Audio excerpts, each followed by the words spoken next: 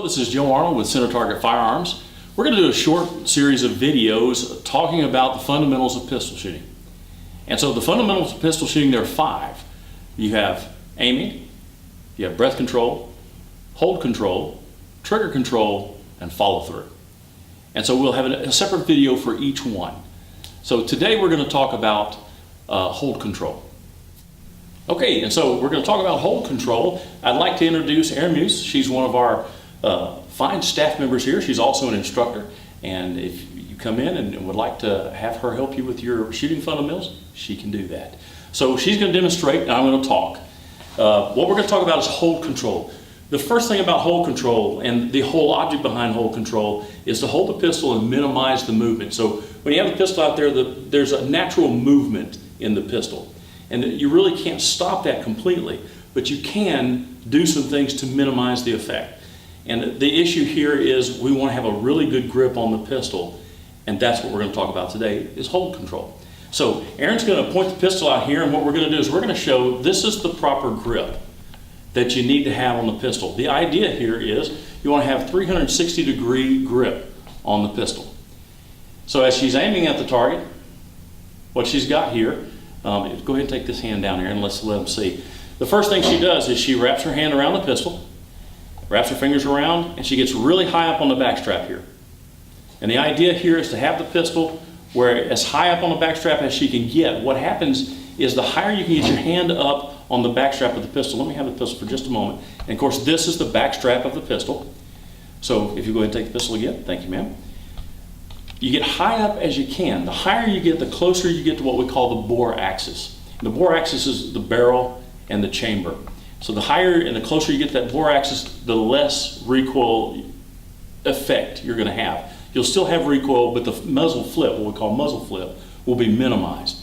Now, once she has a good grip this way, now what she's going to do is she's going to take her other hand and wrap her fingers around the front here like this, and she's going to lay her thumbs down, thumbs forward, just like that. Now, one thing I want to point out here, we're going to twist the pistol this way. I want you to see that our trigger finger is well up on the frame up here. It's not anywhere near the trigger because we don't put our finger on the trigger until we're ready to shoot. So now, thank you, Erin. If you'll notice, she's covered the whole pistol here, the whole handle. That's the point. Now, if she opens up her grip, open up your grip a little bit and then turn here so they can kind of see that. So if she puts her hand here but she doesn't meet, what that does is that exposes part of the grip of the pistol. So now when the energy comes back from recoil, it goes to the point of least resistance. And that would be right here. So then what that's going to make her do is shoot left pretty much every time. So the idea here is to have this grip with the thumbs forward and touching back here in the back. So the palms of the hands are touching. Now what she's got is a full solid grip on this pistol. Now she can hold it very tightly. She doesn't have to hulk out on it, but she can hold it tightly. She can also use this finger up here, this thumb up here, to apply a little pressure. If she finds that she's shooting left, she can apply a little bit more pressure with that thumb, and that'll help correct that so that she corrects the shooting left. Now, a lot of people don't shoot this way, and it takes a little getting used to. But the idea here is if you'll learn to shoot this way, if you'll learn to hold the pistol this way, you'll find that you'll have a much better recoil control. You'll find that the recoil will feel better to you, and you'll find that your shots tighten up, and you'll do really well. So this is what we suggest. This is the way we suggest that you hold the pistol. Now, again, don't hulk out on the grip. A good tight grip. The pistol's not going to come out of your hands. If you're worried that the pistol might flip out of your hands, you can hold it really loosely and it won't. But you won't have a tight shot grip. So what you want to do is you want to hold a good grip and you want equal pressure, both hands. So however much pressure you're using on the right hand, your shooting hand, in her case she's right-handed, that's her shooting hand, and the offhand or the non-shooting hand, you want them to be equal pressure. If anything else, you want just slightly more pressure on your offhand. Okay?